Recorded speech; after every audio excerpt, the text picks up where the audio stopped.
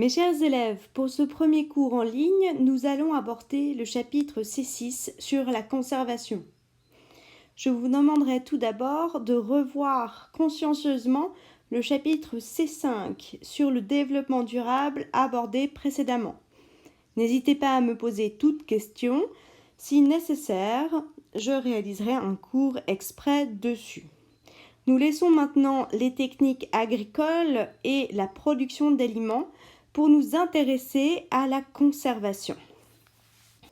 Les aliments ont une durée de vie limitée. Ils peuvent subir des altérations qui les rendent impropres à la consommation. Ceci est valable pour toutes sortes d'aliments. La conservation est importante car il y a des risques à manger des produits que l'on appelle périmés qui sont devenus impropres à la consommation. La péremption des produits induit une perte de la couleur et de la texture, une perte du goût et des propriétés nutritives. Un aliment riche en vitamines peut perdre toutes ses vitamines au fil du temps, mais aussi des intoxications et des affections alimentaires, des risques de santé donc pour le consommateur. La conservation des aliments comprend l'ensemble des procédés de traitement des denrées alimentaires. Le but de la conservation est d'éviter les intoxications ou infections alimentaires produites par des micro-organismes que nous verrons plus tard, de conserver le goût et les propriétés nutritives des aliments et enfin de garder leur couleur et leur texture. Il existe différents facteurs responsables de la dégradation des aliments. Nous allons voir ces différents facteurs par la suite. Il y a d'abord les facteurs physico-chimiques, la lumière, l'air, la température, mais aussi des facteurs biologiques. Commençons par les facteurs biologiques. Des micro-organismes invisibles à l'œil nu se développent sur les aliments, et ce, dès leur cueillette ou dès leur fabrication. Vous voyez ici sur les images des moisissures. Il n'est pas possible de voir un seul micro-organisme, ceci étant de l'ordre du micromètre, mais nous sommes toutefois capables de percevoir leur colonie, c'est-à-dire une quantité gigantesque de micro-organismes regroupés ensemble. Comme vous le voyez sur ce pain, les moisissures sont de différents types qu'on peut différencier par la couleur des colonies, du jaune, des colonies noires et des colonies blanches et plutôt bleutées. Vous voyez ici un agrandissement de ces moisissures qui sont donc des champignons capables de développer de grandes colonies. Les micro-organismes ne sont donc pas visibles à l'œil nu, on ne peut voir que leurs colonies et ils appartiennent à différentes catégories. Les virus, dont vous entendez beaucoup parler actuellement, les bactéries, les champignons qui regroupent les moisissures et les levures et les parasites. Toutefois, les micro-organismes n'ont pas que des conséquences négatives.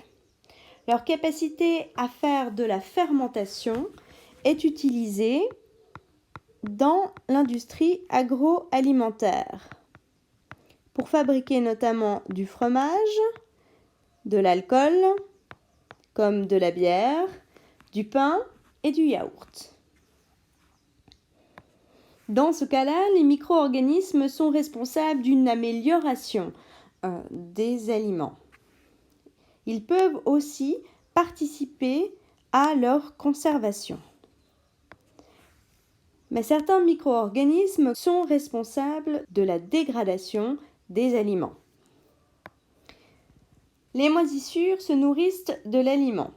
Elles dégradent ainsi son goût et ses valeurs nutritives. Mais les conséquences de la présence de micro-organismes peuvent être plus graves. L'ergot du seigle est un champignon du groupe des ascomycètes et un parasite du seigle, une céréale. Ce parasite produit des alcaloïdes très puissants, similaires au LSD. Responsable dans l'histoire de nombreux épisodes d'hallucinations collectives ayant eu des conséquences particulièrement terribles. Les micro-organismes sont aussi capables de passer des aliments à notre corps. C'est notamment le cas d'un champignon en forme de levure qu'on appelle candida. Le candida provoque la candidose, une infection du corps. Les micro-organismes qui pénétraient des aliments à l'intérieur du système digestif provoquent des intoxications, ce qui signifie que le micro-organisme produit des toxines dangereuses pour la santé de l'homme, et ce sont ces toxines qui attaquent le corps humain. Les toxines sont des molécules sécrétées par le micro-organisme. Mais ces micro-organismes sont aussi capables de produire une infection alimentaire. Le parasite se développe à l'intérieur du tube digestif et induit une réaction immunitaire. Ces parasites sont appelés des agents pathogènes responsables de maladies chez l'être humain. C'est notamment le cas de la salmonellose que l'on trouve dans les produits volaillers pas assez cuits. Comme vous l'avez vu dans la vidéo précédente, les micro-organismes se développent extrêmement vite selon une croissance exponentielle. Les micro-organismes subissent une reproduction de type asexué. Un micro-organisme se divise en deux micro-organismes identiques génétiquement. Les micro-organismes n'ont donc pas besoin de trouver de partenaire pour se reproduire. Chaque micro-organisme produira lui-même deux micro-organismes qui produiront chacun deux micro-organismes. Ceci implique donc une croissance exponentielle. La reproduction asexuée des microbes, des micro-organismes, a d'autres avantages. Le temps de génération est particulièrement court, avec des durées de 20 à 30 minutes, ce qui signifie que la population bactérienne double toutes les 30 minutes. Intéressons-nous maintenant à l'évolution du nombre de micro-organismes. Vous pouvez prendre la page 2 de votre support de cours pour compléter avec moi. Cette évolution peut être représentée dans un graphique ayant le temps comme valeur x et le nombre de micro-organismes comme valeur y. L'analyse du nombre de micro-organismes en fonction du temps nous montre 4 phases différentes. La première a une croissance faible. Elle correspond à une phase de latence. Les micro-organismes arrivés sur un nouveau milieu s'adaptent à ce milieu et ne se reproduisent pas. La deuxième phase est la croissance exponentielle. Après un temps d'adaptation, les micro-organismes se divisent, induisant une augmentation exponentielle de leur population. La troisième phase est un plateau. Le plateau est atteint lorsque la quantité de nutriments présents dans l'aliment s'amenuise. Les micro-organismes n'ayant plus de nourriture, ils cessent leur croissance. Ils ne se divisent plus. Pendant un certain temps, leur population est donc stable. Puis, la nourriture venant à manquer, les micro-organismes meurent et on observe une nouvelle phase de décroissance. Il existe des facteurs limitant la croissance des micro-organismes. Tout d'abord, et le plus évident, la présence de nutriments. Pour se diviser, pour se reproduire, les micro-organismes ont besoin de nutriments. La température est aussi une notion importante. Il existe une température optimale de croissance où la croissance est maximum. Au-dessous de cette température, la croissance ralentit. Au-dessus, la croissance s'arrête. à une certaine température, les micro-organismes meurent.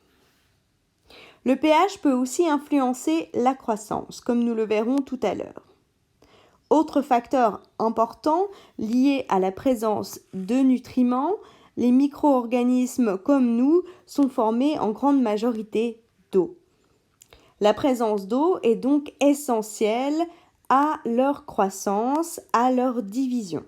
Plus la quantité d'eau disponible est importante, plus la croissance bactérienne sera élevée.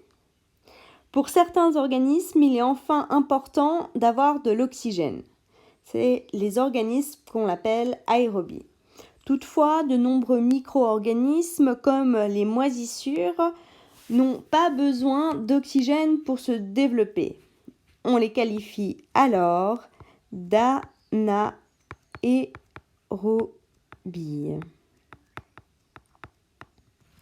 Ces micro-organismes utilisent une réaction cellulaire particulière pour se développer, la fermentation. Les organismes aérobies dont nous faisons partie utilisent, eux, une réaction cellulaire pour se développer appelée la respiration cellulaire. Regardons maintenant les facteurs physico-chimiques. Dans cette première expérience, des fruits coupés sont laissés à l'air libre à température ambiante pendant 2 jours. On observe à la surface de ces fruits un changement de couleur caractéristique appelé brunissement. Avec le temps, les fruits coupés se mettent donc à brunir. Ce phénomène est dû à une transformation, une réaction chimique appelée oxydation. L'oxydation des fruits et légumes a lieu sous l'action d'enzymes présentes dans le végétal. Pour rappel, les enzymes sont des protéines produites par les cellules. Elles sont capables de catalyser des réactions chimiques, c'est-à-dire d'accélérer des réactions chimiques. Ces enzymes ne sont pas présentes à la surface des fruits, au niveau de la peau, mais uniquement à l'intérieur, raison pour laquelle le brunissement s'observe sur des fruits ou légumes coupés. Regardons différentes expériences pour comprendre quels sont les facteurs qui accélèrent ou provoquent le brunissement. Dans cette seconde expérience, nous comparons un morceau de pomme coupé laissé à l'air libre et à température ambiante pendant 2 jours avec un morceau de pomme mis pendant 2 jours à température dans une atmosphère contrôlée. En effet, le récipient ici isole l'air de l'extérieur de l'air contenu à l'intérieur. Dans ce cas présent, l'atmosphère contrôlée est uniquement composée de diazote, un gaz qu'on retrouve aussi dans l'air ambiant. Pour comprendre quel est le facteur qui induit cette oxydation, interrogeons-nous sur la composition de l'air ambiant. Dans l'air ambiant, nous trouvons évidemment du diazote, du CO2 en petite quantité, mais surtout de l'oxygène. Les deuxièmes conditions expérimentales nous montrent bien que le diazote n'est pas responsable de l'oxydation. On peut donc émettre l'hypothèse que l'oxygène, présent à près de 20% dans l'air ambiant, est responsable de l'oxydation. Observons cette autre expérience. 2 morceaux de pommes sont placés pendant 2 jours à l'air libre et à température ambiante. Durant ces 2 jours, les morceaux de pommes sont bombardés de rayons UV, des rayons que l'on trouve dans la lumière provenant du soleil. Un morceau de pomme est protégé de ces UV par un cache. Si nous analysons les résultats de l'expérience, nous voyons de l'oxydation présente sur le morceau de pomme exposé aux UV, alors que peu d'oxydation est observable sur le morceau de pomme protégé des UV. Par conséquent, nous pouvons en conclure que les UV présents dans la lumière favorisent aussi le brunissement. Dans cette autre expérience, un morceau de pomme coupé est laissé à l'air libre et à température ambiante, sans cache, après avoir été chauffé. On remarque qu'on n'observe pas d'oxydation dans ce cas. Ceci est dû au fait que la température élevée, le chauffage donc, dénature les enzymes présents dans les fruits, ce qui prévient l'oxydation. Les graisses sont aussi sensibles à leur environnement. Au fil du temps, elles jaunissent, comme vous pouvez le voir sur cette expérience-ci. Ceci dû à un procédé tout à fait similaire de transformation chimique, l'oxydation. Dans le cas des graisses, nous abandonnons le terme de brunissement pour le terme de rancissement. Cela est valable pour le beurre, mais aussi pour les huiles. En observant cette expérience, nous pouvons conclure que le rancissement des graisses est influencé par les mêmes facteurs que le brunissement des fruits ou des légumes. Après 24 heures à température ambiante, un beurre non protégé par sa couche d'aluminium sera devenu rance. Dans le cas présent, le beurre a été protégé par la feuille d'aluminium, protégé de son contact avec l'air ambiant contenant de l'oxygène, mais aussi protégé des UV. On peut donc en conclure que la lumière et l'oxygène favorisent le rancissement.